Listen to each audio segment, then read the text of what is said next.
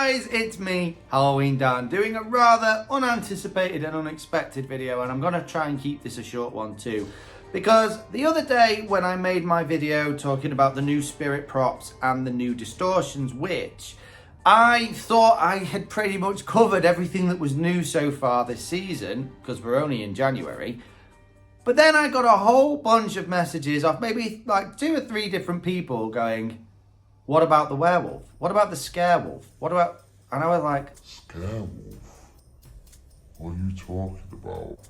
Because I've missed something, basically, guys. I've missed a prop from Distortions. I don't know how I managed to do it, but it's gone right under the radar and I forgot to talk about it. So that's what this is. Let's talk about it.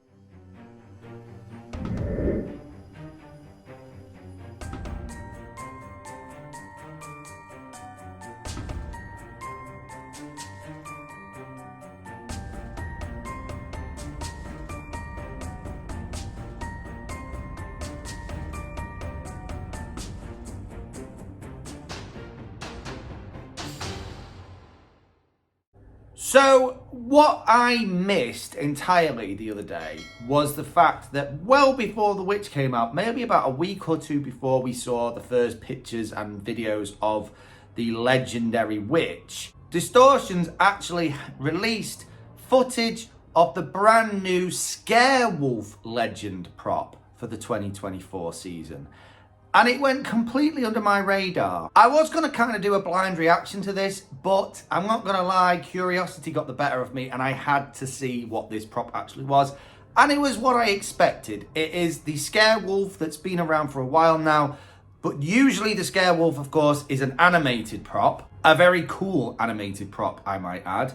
And they have put it as part of their Legend range, which now, like the Witch and like the Mutant, and there's a few others as well, this is now a static prop, a posable static prop that you can have for your display or for your home if you're a collector, whatever it might be. And I have to say, this wolf has always been one of those ones that I really, really liked. But there's something about this Legend range, the detail on these things is even greater. So you've got this great, big, hulking, quite jacked looking werewolf guy. He's clearly a werewolf, ripped apart clothes. He's still wearing the remnants of some jeans.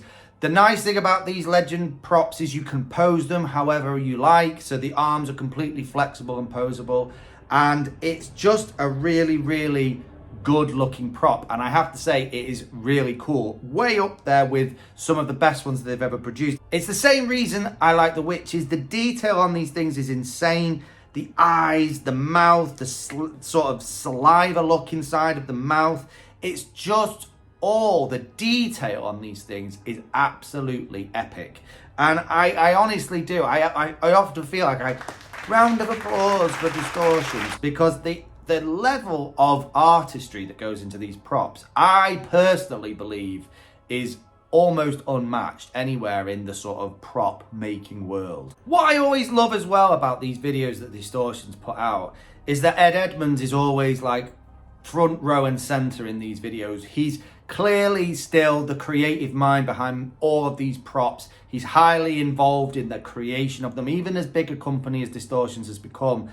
It's nice to know that he takes this hands-on approach to everything, that he's been involved in the design and in how it is the artistry. He's still putting things together. It's great to see as well. He's always really invested in how they click together and how these things are shipped and how these things look. And in the videos, he's giving advice as to how the outfit might look best, how to adjust things, if anything were to fail, how to repair things. I love that little personal detail out of Distortions, because for them, as for the people who buy their props, these are more than props. These are like little pieces of art they're sending out into the world, and they hope that the people who buy them appreciate them and give them as much love and attention as they gave in their creation. I will just very briefly touch on another thing that is to do with all of this, now that we've talked about this prop, which is amazing, that this kind of also plays into this greater debate that I don't think is openly talked about very often, but I have heard other people in the community talk about, where they talk about this debate about what is better, animatronics or static props? Ooh, what's better? You know, what actually makes a haunt better? And I think depending on the sort of haunt you have, there are some who feel that a haunt should be full of just creepy static things. And then there are people who think, no, the more animated a haunt can be, especially things popping out and stuff, or animating when you're not expecting them to, that is what makes a good haunt.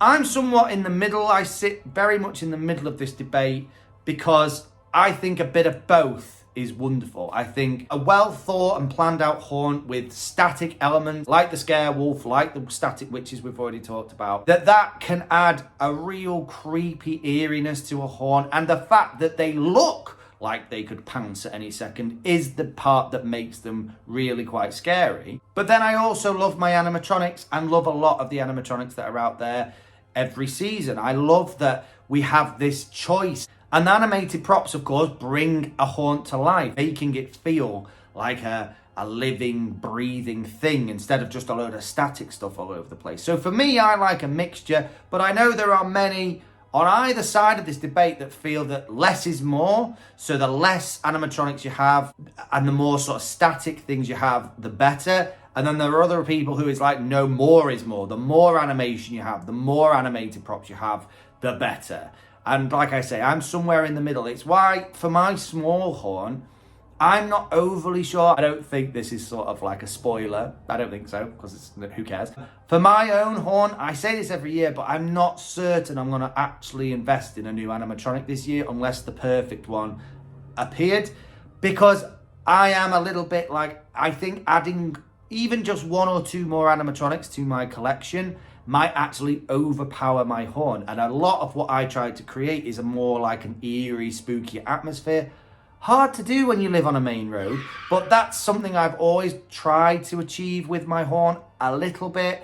And sometimes I think the more animatronics you pack into that, the more that eerie atmosphere is taken away a little bit. Just a little bit.